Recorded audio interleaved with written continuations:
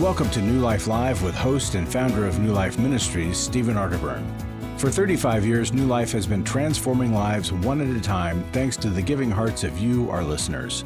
Our goal is to provide you with wisdom from God's Word to give you hope and help in life's hardest places. If you have a question you'd like to ask today, our phone lines are open. Call 1-800-229-3000. That number again is 1-800-229-3000. Now here's Steve. I talked to somebody a couple weeks ago that said they were kind of disappointed when I would say that because Steve wasn't here, but Aww. I am happy to be here with you. And alongside of me is Marc Cameron and Dr. Alice Benton. Hello. Hello, guys. And I'm glad you guys are there too. And wherever you're listening, just know that we are here to help you. Marc was praying before we started the show today, and we do want to help you. And so give us a call, 1-800-229-3000. We're going to be taking your calls for 2 hours and want to help you in any way possible. And I think sometimes that first phone call is the hardest one to make. But listen, we're a friendly bunch and we can help you. So, one of the things that I think about a lot is what is the it that keeps us from moving forward in our lives. Do you guys have any thoughts about those its that people are either not dealing with or dealing with? Becky, I was just thinking back over my own family's weekend, and there were multiple its that could have and sometimes did lead to overeating because it's, for me, very often a distraction to eat. And it's a comfort to eat, and it helps me to sidestep whatever uncomfortable emotions there are right there in the moment. So we had a little honoring ceremony for a baby that I miscarried a couple of years ago, and we wanted to think about him and love on him. And that was emotional, and that's a reason for me to eat. We had a celebration of just a good time with our kids and got humongous ice cream cones. Another good reason, but a reason to eat. Had a rupture with my husband, and we're doing the comfort circle to repair the rupture. Another reason to eat. Our weekends, our days, our moments are packed with all kinds of reasons that we can go to eating to cover them, to comfort them, to sidestep them. Yeah. Yeah, and eating's not a bad thing, right? Eating is great. We do feasting in heaven, and I look forward to seeing what that is going to be like up there. But you're right? It's that, recently I watched... what's the one show that where you lose all the weight? Biggest Loser. Biggest Loser. Yeah. And the way I watch it is I watch the first episode and then I skip and I watch the last episode, right? Just to see the transformation. But then you get, right, if you read how many of those folks unfortunately end up putting the weight back on because they don't really address the it in their life because, right, they're using food for comfort in a non-relational way when really we're designed to have comfort in relationships. Yeah, that's the key too, is that it can cause us to do a lot of behaviors, whether it's eating, drinking, gambling, pornography. There's lots of things that will drive our need to find relief from the feeling that we're having, as opposed to really addressing what's at the core of this and what do I need to do in order to have just a way to reach out, to connect with somebody. Even on The Biggest Loser, they have this house full of people, right?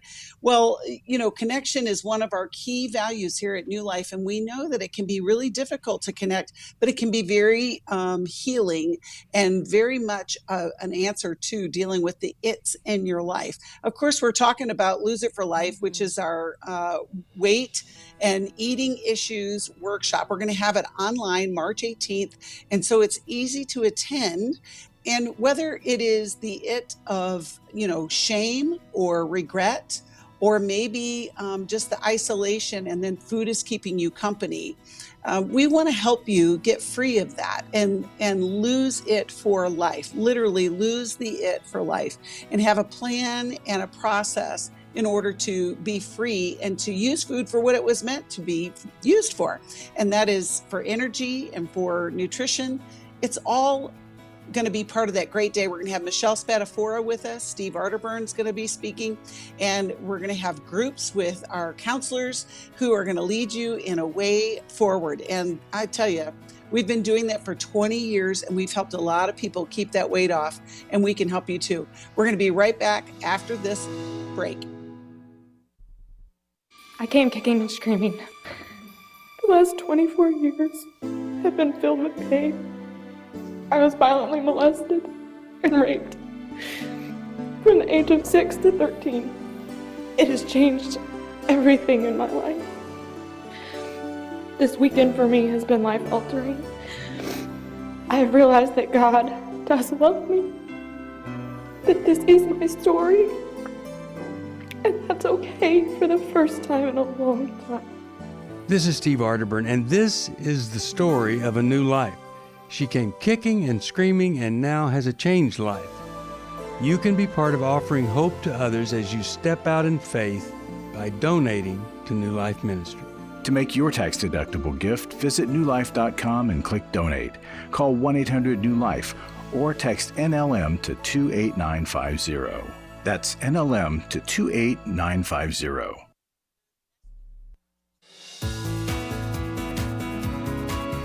To find out more information about New Life or to order any of the resources mentioned on today's program, call 1-800-NEW-LIFE.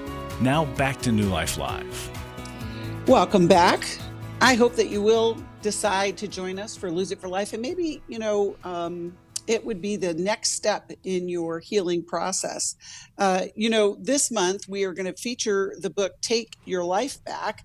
And that kind of is going along with the Lose It for Life idea. But Take Your Life Back is one of my favorite books that we use. Yes, Alice is holding it up. It's like Vanna White. Thank you so much. For our YouTube audience, you can see it. But Take Your Life Back was written by Steve Arterburn and Dr. David Stoop. And so, one of the key things that we talk about in Take Your Life Back is working your side of the street. It's a recovery concept that we talk about many times. And Alice, I don't know if you have read through that book, but it's one of my favorites. And one of the reasons is because it keeps the mirror on us. Have you read through the book? And what do you know about taking your life back? I sure have.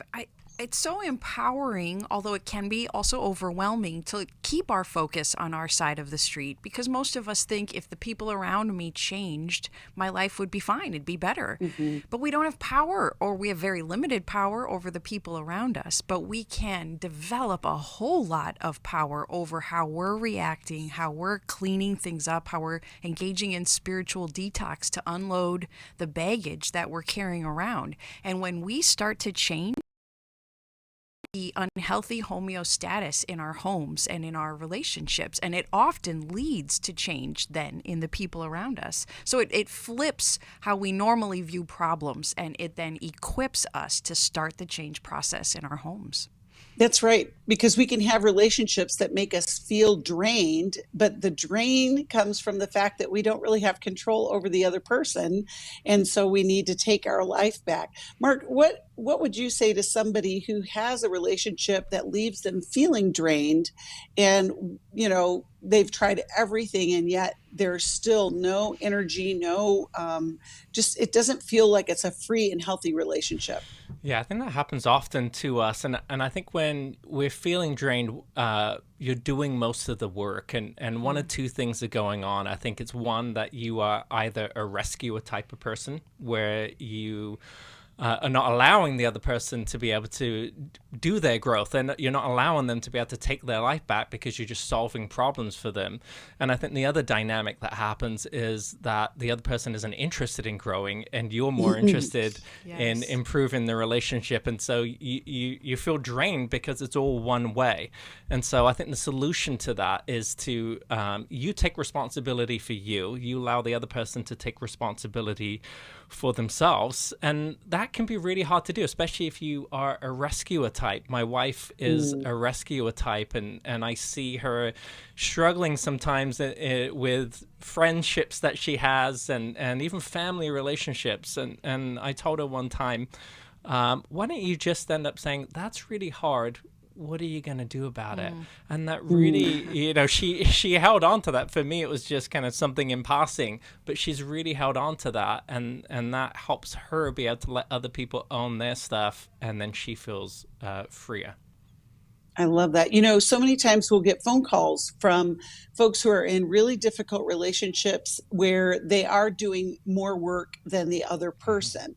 And it's a concept that we've actually been taught about in our own training in counseling, right? Mm-hmm. It's, we don't want to do more work than what the client is doing. But what if you just love that person. You're in that relationship. It might be a family member, because that's typically where we hear about it. It could be a spouse, it could be a child, an adult son or daughter. Alice, what would you say to somebody who's in that struggle of power to take back their life? Well, we have to differentiate our own needs from the needs of the other person. And a good way to do that is through extended listening and then asking what the other person needs or wants from us. We get that clarity from them about what they desire, and then we choose whether or not we're able to fulfill what they are requesting of us. And sometimes we have to give them a no or a not yet, or yes, I can do what you're asking of me. But it helps to create a healthy space between what another person wants and then what I'm able to do, what I'm called to do, and what I'm willing to do for them. Well, I love that. Well, so if for a gift of any amount, just give us a call and we'll send you that book, Take Your Life Back. And if you give a gift of $50 or more, we'll include the Take Your Life Back devotional, which is really good as well. Right now, we're going to go to the calls and we're going to talk to Julie, who's calling us from Washington, D.C. on the great station WAVA. And we are so glad you called, Julie. How can we help you today? Oh, hello. God bless you guys for all you do. I'm trying to get this out quick because I know you've got lots of listeners that would love to get help from you guys. But, okay, I got two questions. I'm trying to get my questions out first, and then you can tell me what background questions you have. Number one, my son is coming to lose it to life in a couple of weeks. I helped him so he could do that. And I'm hoping that, if there are other issues going on in his life, like emotional, he would have needed to come to the emotional thing that you had. Hopefully you can give him recommendations for those things at that time also. That's what I'm hoping. Well, we'll take care of him. We'll take care of him, Julie. Is this something that he wants to do? Oh, absolutely. Okay. Yeah. So then tell us more about your relationship with him. Okay, I'd like to give you my second question. Okay. I love him. I have a wonderful relationship with him, but my issue, I'm a severe people pleaser. I was in an abusive relationship for 27 years, marriage. It was abusive to me and abusive to my children. So now I have adult children and grandchildren, and so it's a long time emotional. But anyway, I have my granddaughter in my house most of the time.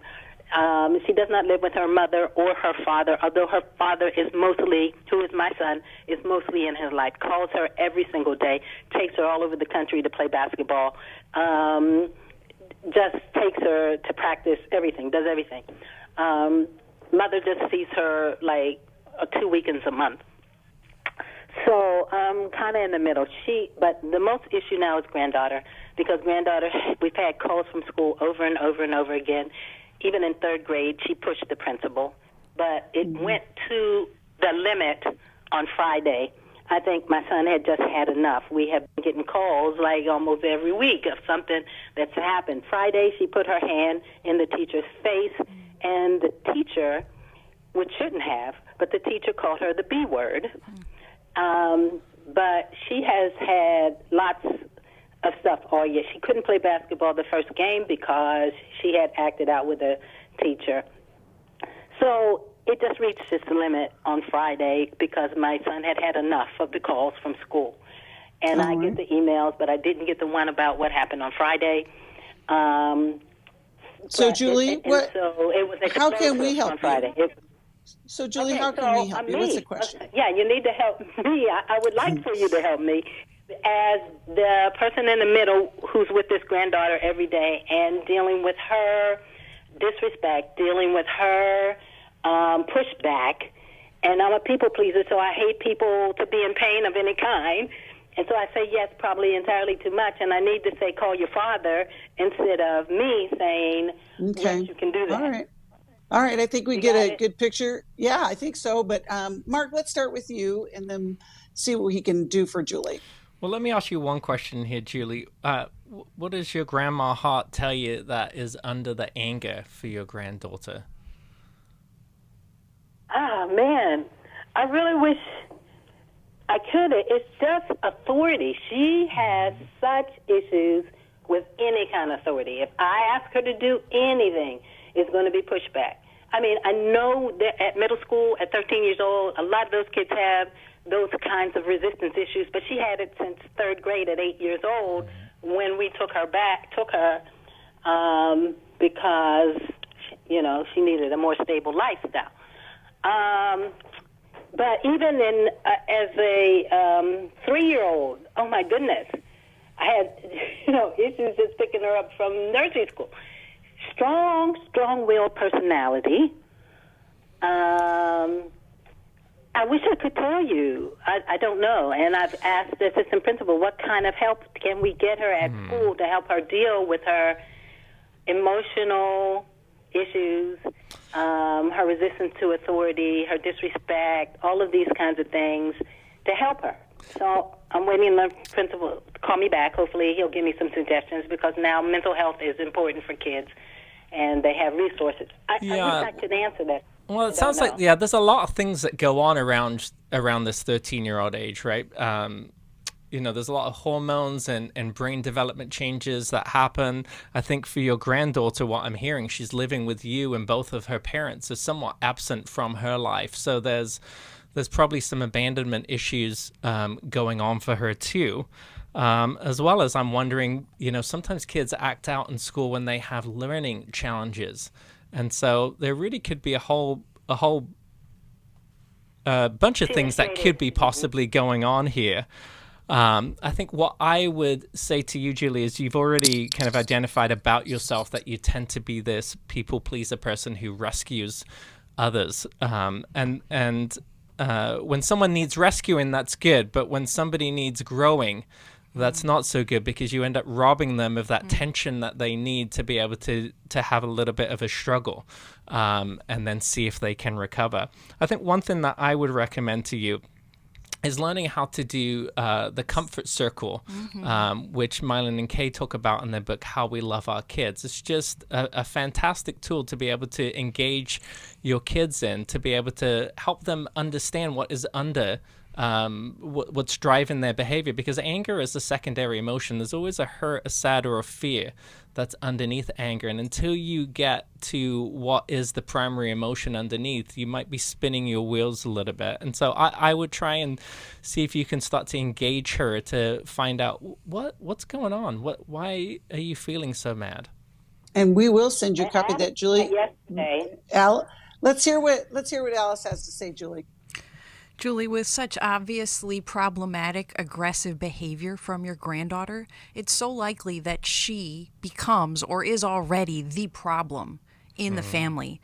And yet, Julie, you humbly acknowledge that there's a lot of chaos and broken relationships, history of abuse in your family. And so I encourage you to make sure to give her the message that we have a chaotic family, and that stirs up emotions in all of us. Anxiety, sadness, worry, feels like it's out of control. Sharing, Julie, that sometimes you may feel that way, give her permission to feel that way and to express it. And give her permission, which I'm sure you do, to be upset with the adults around her and the adults that are so absent. You're such a great exception to that absence. And I would guess that there may be some brain chemistry imbalances because you saw aggression from such an early age. Whether there was substance use perhaps on her parents' part, that can be a possibility, and that can affect a child's brain, or even just the traumatic losses so early on in her life, so that at 3 she was displaying some aggressive behavior. And so I'd refer you to Dr. Daniel Amen's website, because he helps determine brain type with even some free questionnaires that he has on his site. And that leads to some referrals to supplements, to diet, to exercise changes, which can help calm down a brain that's so hyperactive, so aggressive as hers seems to be. Lastly, I want you to share decision-making power with her in as many instances as you can. I think her life feels out of control, and so when an adult tries to direct her, she takes control back with her aggressive behavior. And so as her active mom, which you're in that role, of course, when you have to direct her to do something, I would try to split it into 2 choices, both of which you can live with, but allowing her to have some of that power. I do it in a real simple way with my own kids, where granddaughter, when I need them to come off screen, for instance, I'll say, do you want 15 more minutes or 20 more minutes? I'm fine with either one. They always decide the larger time, of course, and they feel like they have a little bit of power. Your granddaughter needs to feel like she has some decision-making power over her life. Yeah, I love that. Thank you so much, Alice. Julie, we're going to send you a copy of How We Love Our Kids. I also want to encourage you to do some work of your own. You are giving to so many people, and it could be time for you to address some of the reasons why that pleaser part of you is operating your life. I mean, you said your son's coming to Lose It for Life, which is great. You're taking care of your granddaughter. There's a lot of people that are leaning on you. And I would just encourage you, if a counselor is not in the family situation, because I think it could be helpful in this, moving forward, your granddaughter could probably benefit from that. You could probably benefit from that. It's just, and to get on a good path going forward. We're so glad you called. We're going to be right back taking more calls after this. We have been estranged off and on for 10 years or more, and he has a lot of grievances and anger and bitterness and hatred toward me. Our daughter is the problem. She said, I don't want to be in your life right now. Hi, Steve Arterburn here. Courageous Parents, Transforming Relationships with Your Adult Sons and Daughters. It's an online workshop with Dr. Jim Burns, Dr. Jill Hubbard, and me. I think it will change the way you see your adult children. I was never prepared for doing life with my adult children. Some of our kids bumped and violated values that we never dreamed they would, and there's some principles that we can talk about. With insightful teaching and the guidance of a credentialed New Life counselor, this one-day online workshop, Saturday, April 1st, will provide practical advice and hopeful encouragement for navigating the parent-adult-child relationship. Call 1-800-NEW-LIFE to register or to find out more. I have given to New Life regularly because I have so many people that I am referring to New Life who so benefit from the ministry. I just can't imagine what would happen in my area if New Life wasn't available to us. You can help New Life Live stay on the air by joining Club New Life today. When you sign up to support us monthly through Club New Life, we'll send you the new member thank you gift of all 8 100-day devotionals, including 100 Days of Prayer, 100 Days of Freedom from Depression, and 100 Days of Peace. There are also ongoing benefits like the monthly Club New Life CD or download, access to the Club New Life video library, quarterly resources, free shipping on purchased resources, discounts on quarterly online meetings with Steve. Call 1-800-NEW-LIFE. Support Club New Life, and together we can help hurting people find help and hope in life's hardest places. Call 1-800-639-5433 to join Club New Life today.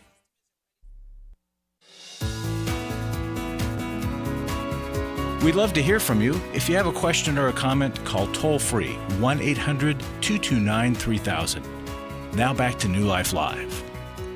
Welcome back. We do have some lines available. If you want to give us a call, 1-800-229-3000. We're going to be taking your calls for a couple of hours. But right now we are going to talk to Debbie, who's calling us from Austin, Texas, listens on Sirius XM. And we're so glad you called, Debbie. How can we help you today?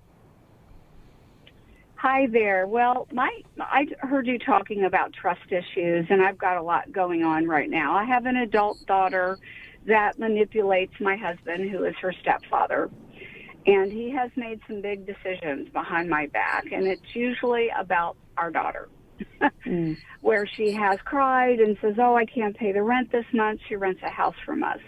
And it's every year she has trouble. And then sometimes he'll let her off 6 months of rent without talking to me. And it's not helping her. He also calls her at 7 in the morning to wake her up so she can get her 2 kids up for school. So I'm having a lot of trouble with this enabling, and I'm kind of fed up. He recently let her have her whole income tax check and said, don't worry about it, we'll get rent later. She owes $8,600. And I just found out he let her go and said, we'll work it out. So that's hard. I just don't know what to do. I'm in the middle of it. I threatened to leave him if he did it again, because I cannot live like this. You going behind my back, Debbie, when you making decisions. When you threatened to leave him over this, how did he react? he's like, well, I guess if that's really what you want to do, I guess you can, but I don't think I did anything wrong. And I made a decision at the time that I thought was right. And how old was your daughter when her stepfather came into her life? She was 10 years old. 10. And is she struggling with any physical or mental, intellectual impairment? Well, she has bipolar and personality disorder, which she refuses to take any medication for. And is the father of her children in her life? He is, but he's out of state. You know, they talk. You know, he hasn't done much for her. My husband's the one that's, you know, really raised her and done things for her that she needed and helped her out when she needed it. I don't mind some helping, but this is enabling. It is past helping. Do you suspect any? You know, he also. Do you suspect any substance use on her part? Yes, I do. I have suspected it for a while. So, Alice, I what can Debbie do to move the family forward? Well, I think you have to decide, Debbie, is your threat to leave, was it an attempt to figure out how much does he really want our marriage? Was it an empty threat or was it a serious threat? Because if you it wasn't an empty threat. I did leave. I threatened to leave for good, but I took a few nights in a hotel, and, you know, he would call and leave me a message and say, you know, come back, you know, I want to talk to you. You know, I don't understand what I did wrong. I don't know why this is wrong. It took him a week and a half to even say, okay, I didn't consider your feelings about this. And you're back in the house now, Debbie. Yes, I am back in the house. And but yet, I'm not real happy. I'm wondering if we should do marriage counseling. I mean, I'm just, you know, at a loss right now. I agree that marriage counseling would be important, and because your absence affected him, it seems like there is some willingness, although he gave an initial, well, go ahead and leave, there seems to be some willingness on his part to rethink his stance. Why wouldn't you go to counseling, marriage counseling? What holds you back from that? Oh, he doesn't think we need it.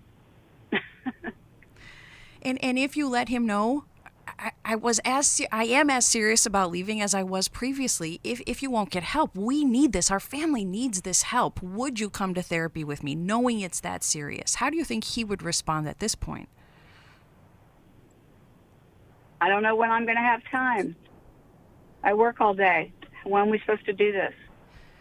So if we don't make time, I'll have to consider leaving again, or I'll have to consider separating myself from you, because I'm not willing to be part of this enabling that's going on. Our daughter needs help, but you and I also need help. It is that serious, and we have to make the time. How do you think he'd respond?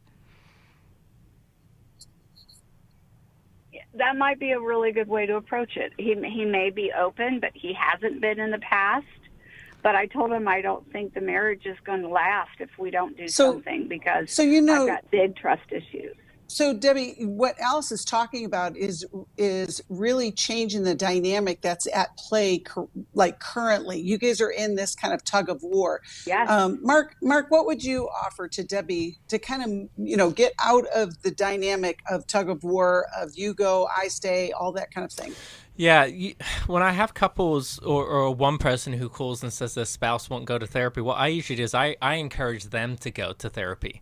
I encourage them to go and start to, what we open the program with, which is learning how to take your life back, learning to figure out what are some changes that you can start to make that might interrupt the dynamic that you already have going. Because I think chances are if you leave your husband, that's probably not going to change the dynamic between him and your adult daughter here. He'll probably continue to keep enabling her. But I think if you can go to therapy and you can start to maybe work on some of the things that are stopping you guys from being this effective partnership, and then start to take responsibility for those things, I think maybe that can start to give him some hope. We're about to hit the break here, so I'm going to pause for a second and we'll come right back to you after this break. 1-800-229-3000.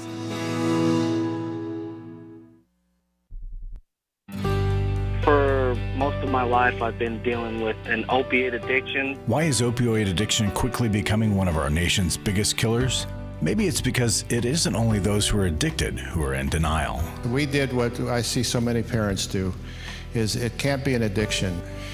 There's something medically wrong. It's impossible to solve a problem when you don't know what you're up against, and families will try to find any explanation except the one that will put them on the right path. Alcoholism and drug addiction is a family disease. It doesn't affect just the individual. If someone you love is abusing painkillers, know what you're up against. It's time to admit it's addiction and seek treatment. Call us today at 1-800-NEW-LIFE. We have partner treatment centers around the country. Call 1-800-639-5433 or visit us online at newlife.com. We just made a decision. We will do whatever it takes. 1-800-NEW-LIFE. I was sort of vaguely familiar that the 12 steps had some origination in the Bible. I found Life Recovery. And one of the things I liked so much was that it had such a broad appeal. It wasn't limited to just alcohol or drugs, that it was addressing a wide range of problems. At New Life, we believe everyone can benefit from a life recovery experience. There are life recovery groups all over the country. They take place online, in conference calls, and in person. And if there isn't one in your area, we can help you start one. We have startup materials, leaders' guides, CDs, Bibles, and more, all with discounts available for groups. Call us at 1-800-NEW-LIFE and ask for Terry Ward. The 12 Steps have long been a great help to people in recovery because much of the 12 Steps' power comes from the fact that they capture principles clearly revealed in the Bible. The 12 Steps is really a pattern for all of us as Christians. Call 1-800-NEW-LIFE. That's 1-800-639-5433.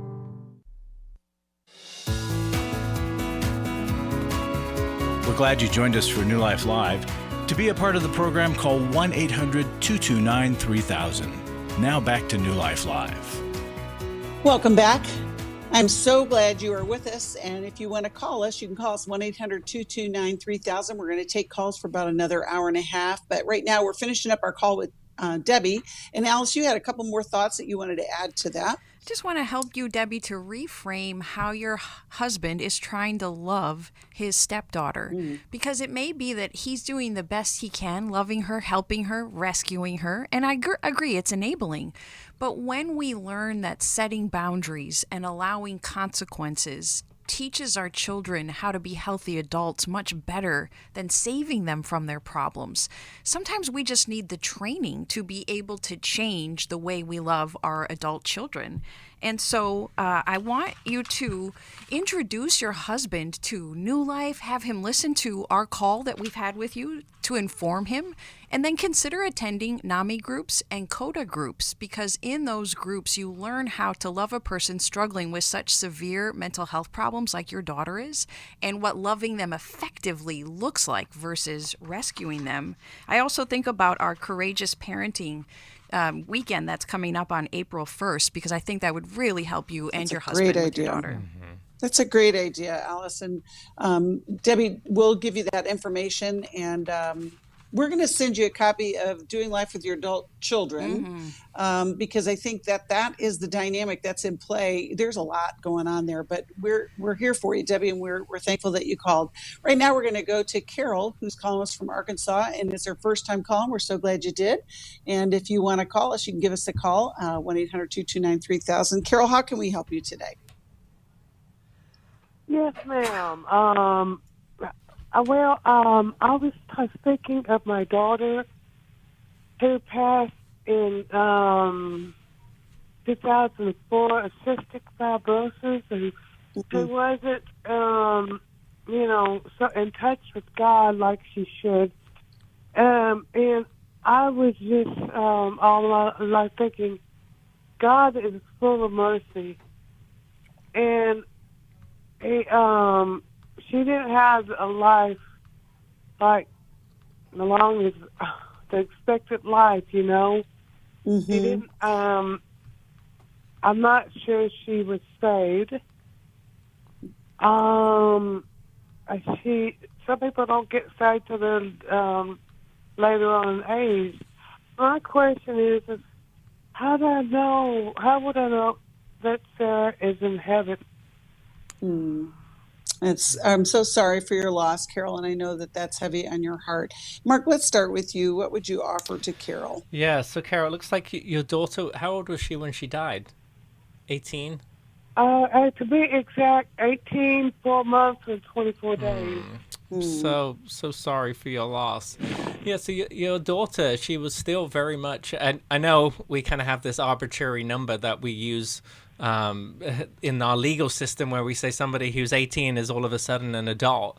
But I don't think that an 18-year-old is still yet an adult. I do think that as we grow and mature, we have greater levels of responsibility. But I think this is a really hard question for you. And,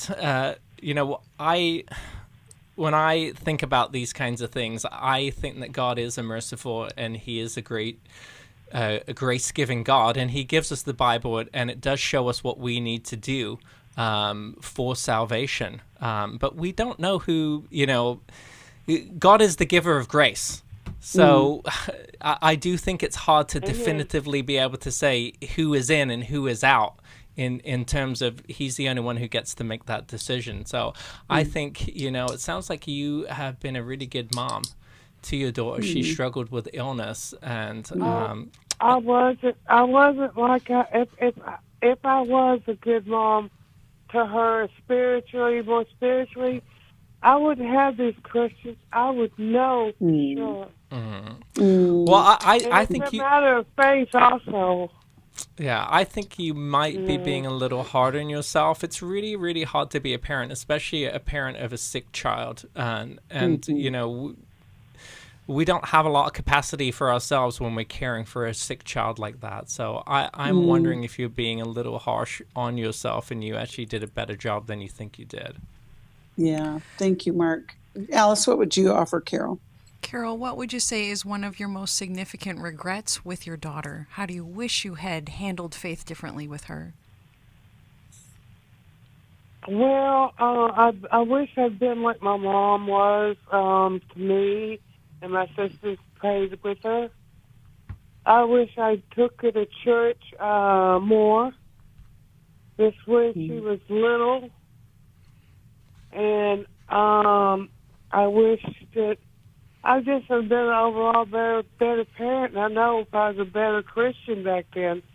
I did believe that in God and Jesus, accepted Jesus as our Savior. But I was not doing what I was supposed to do as a parent and in spiritual guidance. Yeah, so you can certainly see shortcomings in how you practice faith, how frequently you practice faith with your daughter. And those are some healthy regrets, I think, that you have. Looking back with hindsight, you see things you could have done better. Do you know if, as a child, did your daughter ever have a relationship with God? I think my daughter, she was very sick. She had problems breathing. She had problems. The cystic fibrosis causes a lot of sicknesses. Yeah, it's a terrible disease. And a lot of different things. And not being able to breathe is not. So I wish I've experienced that. I've had COPD. Well, not as bad as now, but. Carol, I wonder, going along with what Marc was saying before, I think sometimes in our grief, our mind goes to places where we feel like we failed. It kind of helps us carry the sadness of the loss. It doesn't make sense. A lot of times grief does not make sense, but there is this process. And I think sometimes if we can hold on to the idea that I need to keep overturning these thoughts in my mind, it'll keep us from really experiencing that loss. I would encourage you to get into a grief support group, even though it's been a long time. Obviously, you're still dealing with the grief, or maybe even not dealing, and it's getting kind of sidewind. And I think trusting that God knows more than you do, and knowing that you did the best that you could given the circumstances, you can experience the relief and the assurance that God loved your daughter and will heal that part of you that is still grieving for her. Alice, did you have anything else that you wanted to say? Well, Carol, the way that we receive forgiveness when a loved one has passed away and we have the kind of regrets you do is by bravely sharing them with other safe people in our lives. And so you're doing that with us on this phone call. You're joining with me, another imperfect mom. I've made my mistakes. I have my regrets with my children. And by making these confessions aloud to another human being, we start to receive empathy and forgiveness for the ways we were imperfect parents. And so I would ask that if you enter into a grief group, that you would bring these regrets into the light and then begin making a living amends, even though your daughter has passed on. The way that you love the people around you now spreads grace to people, and it's a living testament of faith, and it's a way to honor your daughter's memory. And when this question comes to mind, is my daughter saved? It's a question that you'll have to continue to surrender to the Heavenly Father. These are one of the questions we don't necessarily get an answer to this side of heaven. And so I want you to surrender it to Him every time it comes to your mind, and pray for the unbelievers in your life that they will also find connection with God. We're so glad you called, Carol. We're going to send you a copy of the Life Recovery Workbook. It will help you on this path, and maybe we can even connect you with a Life Recovery Grief group. We're so glad you called. You know, it's just unfathomable to think of losing a child, especially after you've taken care of one that's been so sick. And we're just going to be praying for Carol to continue to have that healing that she so deserves. Right now, we're going to shift gears a little bit. I am so glad to see you, Larry. Larry Sonnenberg's in the studio. Becky. Hi, Larry. What can you share with us that's going to give us some encouragement about what we do here at New Life? Well, I really want to encourage Lose It for Life people that are thinking about coming and still haven't made up their minds. I'll read a testimony here before the break, maybe come back for a quick second. I've been confused by some of the other programs I've been involved in before and was getting discouraged and frustrated and needed God's intervention for direction. The workshop has been an experience like no other that I've had. The openness and realness of everyone was so important to me. It shines the light of Christ in the dark places. This workshop has been about healing and restoring to be free, and not about diets and restrictions and more bondage. I'm leaving knowing God's love never fails and that I need Him and other people. I'm responsible for this body that He gave me. I'm glad I came to this workshop. Wow. If you're thinking about coming, think about this testimony, and we'll talk right after the break. Thank you. Great. We'll be right back. So much of the enjoyment in my life was centered on food, and I had to get away from that. I'm down 100 pounds now from what I was, and couldn't be asking for better. I'm getting ready to order my third round of clothes. You can lose weight and keep it off for life, but it involves more than just the latest fad diet or exercise machine. If the underlying emotional, spiritual, and physiological issues aren't addressed, the weight returns. I had been this low before or lower, and everything that I lost came back and brought friends with them. The Lose It for Life online workshop deals with all of these aspects with its intensive, comprehensive, and interactive curriculum. This online workshop features Zoom sessions presented by Steve Arterburn on Saturday, March 18th, plus 4 small group process sessions facilitated by a credentialed New Life Network counselor. And fitness expert Michelle Spadafora will lead exercise sessions. To find out more, call 1-800-NEW-LIFE. I see a different person now than I used to see. 1-800-NEW-LIFE. Chris Williams on coaching. Oftentimes I get asked, what is the difference between therapy and coaching? The biggest difference between the two is that a therapist is going to be looking for a diagnosable mental health condition, whereas a coach is going to look at a particular issue and help a person work through that. If you need a coach, call New Life today and ask about the New Life Coaching Network. Our coaches have been trained and screened with the same intensive process we use for our network counselors. If you're looking at an issue in your life that you just kind of want to change, whether it be your weight or leadership or other areas of behavioral patterns, check out coaching. There can be some really, really helpful things for you. Take control of your life and take action to achieve your goals. Call 1-800-NEW-LIFE. That's 1-800-639-5433 and talk to us about getting a New Life coach. 1-800-NEW-LIFE.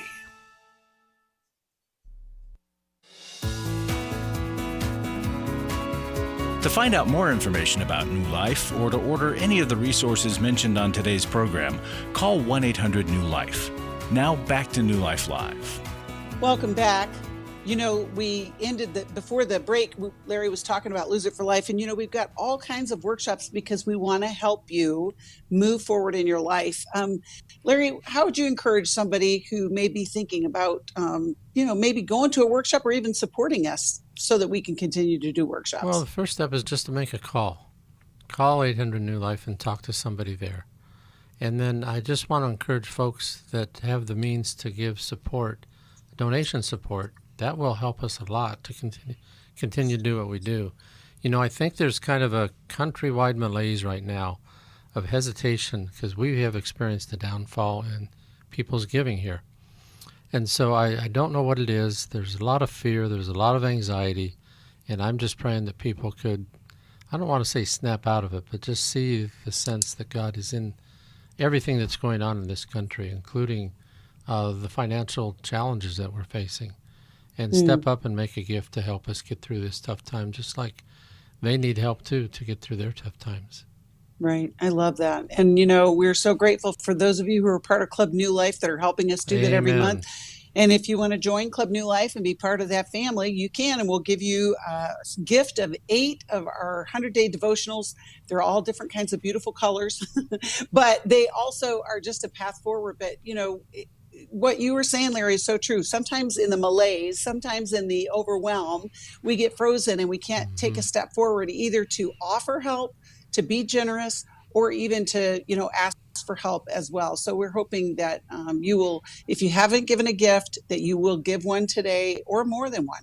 And you can give us a call for that. And also, we're going to keep taking calls, 1-800-229-3000. Thank you, Larry, for coming in and sharing with us. And we're going to go to Lisa, who's calling us from Ohio, and she listens on Sirius XM. Hi, Lisa. Thanks for calling. How can we help you today? Hi. Thanks for taking my call. And I'm a long-time listener, and just in a real conundrum with, I have a 15-year-old niece. She is my oldest brother's only child, and he lost his wife and her mom, not this past December, but December before, to cancer. And we're just really struggling as a, you know, aunt, my husband as well being involved, my daughter, her cousin, trying to help my brother, just kind of maneuver this teenage depression, outbursts, not wanting to go to school, you know, having some friendship difficulties. They've started her on some antidepressants, but, you know, my brother's just crying out to us to just try to plug into her once again, which we do regularly on encouraging her in her behavior. And we're just kind of, you know, pulling our hair out here. You know, we're believers, and I, you know, give Brianna what I believe to be God's word and scripture, and that we are a product of choices, and we're just wanting to throw our hands up. Oh, it can be so tough. Okay, Lisa, let's start. It is tough. That's a lot for a 15-year-old to just deal with. So I imagine all of you having that loss, and then she on top of it. Marc, let's start with you and see how we can help Lisa and the family with this. Yeah, Lisa, I love your heart. I love how you guys are just kind of pulling together as a family, and you're wanting to just support each other through this. Grief is just it's such a strange emotion, and it's a mix of emotions. It's a process, and if we don't do it right, we can be stuck in grief for years. And so I encourage you just to kind of be familiar with the different stages of grief, right? We have denial, we have bargaining, and then we have anger, right? And it sounds like maybe she is in the anger stage, and that is normal, that people to be in that anger stage. Her mom was taken away from her prematurely. She's not designed to deal with that kind of grief. Those kinds of strong emotions in this moment. Has she attended a grief group? So we got her into some private counseling, just individual, and then we did some family counseling with me, my brother, Brianna, and then her grandmother also that is trying to help plug in. But some of that, it just seemed like we were just going in circles with the family counseling. And so we did a little bit of a segue on just trying to come together for family dinners once in a while, maybe trying to read a book, playing games, trying to get her to open up. And we really feel like she's really not even grieved. I don't know how much she's even truly cried over her mom. Yeah, so she's gonna be stuck until she can do that. So what I recommend doing is take a look in your area, and maybe we can help you out to see if we can find something. But I think it's key is we get through grief together with others, and if you can get her into a grief group specifically with other teens who have lost a parent, because I'm sure that you know that unfortunately that happens. If you can do that, I think she might be able to connect with others as they're starting to share their pain, and they might be able to kind of help her together in a different dynamic than you guys can right now. Well, and Alice, before we go to you, Lisa, she just died in December? The other December, December before. A year ago, yeah. So 2021. Okay, very good. Over a year now. Yes, correct. Okay, correct. All right, let's hear what Alice has to say.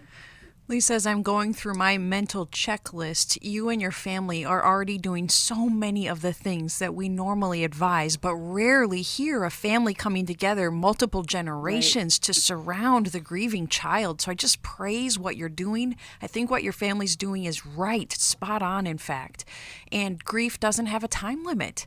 And so that's been a year can still feel like such a short amount of time to your niece. And so, of course, continue to allow the time. And I would advise her father that he needs to really balance a great deal of empathy, but not to lose sight of the discipline necessary as well. Because if she's having outbursts, if she's resisting going to school, of course there needs to be understanding for the emotion she's struggling with, but there should still be consequences for inappropriate behavior. And it can be so difficult to allow consequences for a grieving child, but it would actually be a disservice to her to allow any behavior just because she's grieving. So those two things need to be balanced.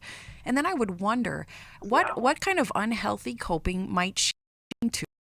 Be curious about how she's using her screens, what she's getting into there for distraction, and whether she's turning to any form of substance use, because that could exacerbate the anger and the resistant behavior. So you'd want to tease those things out.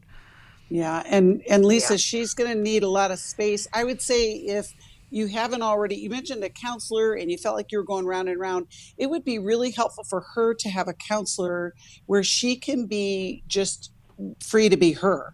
Because like you said, Marc, her feelings are all locked down and they're coming out as anger, and to help her to process sadness. She's in a pivotal time for a teenage girl, and to not have her mom is really impacting her but I love that you are all surrounding her, and it's so great. I'm going to send you a copy of the Life Recovery Grief Workbook as well, but hold on and let's see if we can get her connected with a counselor for herself, and not because something's wrong with her, but literally to help her move through this grief. Like you said, Marc, grief is very kind of odd, right? It just takes a different form for lots of different reasons. And, we're all going to experience it, but it is something that we can know that there is hope and there's help beyond that. Thank you so much, Alice and Marc, for riding along today. We're going to continue taking calls, 1-800-229-3000. If you need anything, know that New Life is here for you. We have counselors, we have coaches, workshops, support groups. We want you to know that there is hope for your life. Thanks for listening today. We hope this program has helped you by giving you insights for handling the challenges you face in your life.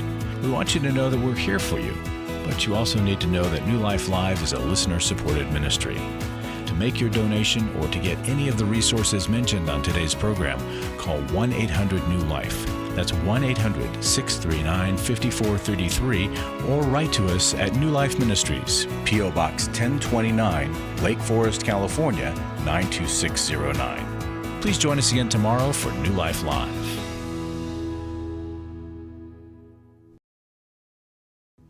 Hi, thank you for watching New Life Live. You know, New Life Live is a Christian counseling program where we deal with the hard questions about life, relationships, kids, free choice, freedom of will, whatever.